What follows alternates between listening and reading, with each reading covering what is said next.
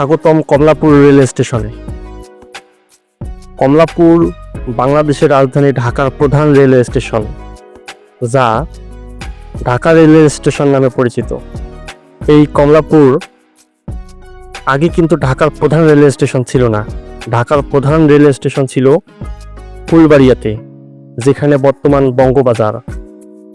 ঢাকা দক্ষিণ city corporation, police headquarter সহ বিভিন্ন স্থাপনা আছে। ধারণা করা যায় 1895 সালে ঢাকার প্রধান রেল স্টেশন স্থাপন করা হয়, কারণ সে বছরেই ঢাকা থেকে নারায়ণগঞ্জ আর ঢাকা থেকে ময়মনসিংহ রেল সংযোগ প্রতিষ্ঠিত হয়। ঢাকার প্রধান শহর ছিল ফুলবাড়িয়া রেলওয়ে স্টেশনে। ফুলবাড়িয়া রেল স্টেশনের দক্ষিণ দিকে, অর্থাৎ বর্তমান পুরান ঢাকা। কালের আবর্তে ঢাকা শহরের গণ্ডি উত্তর দিকে সম্প্রসারিত হয়। 1974 এর দেশভাগের পর ঢাকা হয়ে ওঠে এই অঞ্চলের প্রধান শহর।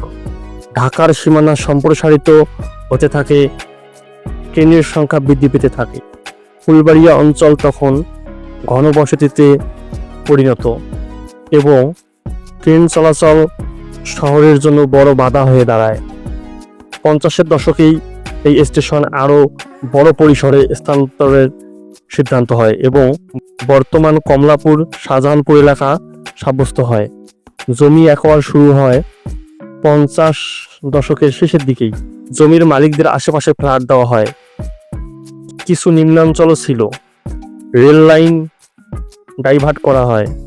তেজগাঁও থেকে লাইন বাম দিকে নিয়ে মগবাজার, মালিবাগ হয়ে কমলাপুর নিয়ে যাওয়া হয়। 70 দশকের দিকে লাইন তুলে ফেলা হয় এবং পরে রাস্তা বানানো হয়। 1924 সালের ম্যাপ অনুযায়ী ফুলবাড়িয়া বাদেও নীলক্ষেত মোড়, যেটা ঢাকা বিশ্ববিদ্যালয়ে ঢোকার মোড়, SF হলের কাছাকাছি, আর একটা রেল স্টেশন ছিল ঢাকেশ্বরী স্টেশন নামে। ফুলবাড়িয়া থেকে ঢাকেশ্বরী, তেজগাঁও, কুর্মিটলা স্টেশন হয়ে ট্রেন যেত টঙ্গী পর্যন্ত। বনানী, ঢাকা ক্যান্টনমেন্ট, ঢাকা বিমানবন্দর রেল স্টেশন পরে হয়েছে। 1968 সালের 1 মে কমলাপুর রেল স্টেশনের উদ্বোধন করা হয়। এই কমলাপুর রেল স্টেশনের 10টা প্ল্যাটফর্ম, মেট স্টেশন বিল্ডিং, শহরতলি স্টেশন বিল্ডিং, রেলওয়ে হাসপাতাল, রেলওয়ে অফিসার ও অন্যান্য কর্মচারীর আবাসন এলাকা, officer guest house, DRM office, control office ইত্যাদি সহ অনেক স্থাপনা এই কমলাপুরে স্থাপিত হয়। ভবিষ্যতে এই রেল স্টেশনের কার্যক্রম বহুগুণ বৃদ্ধি পাবে।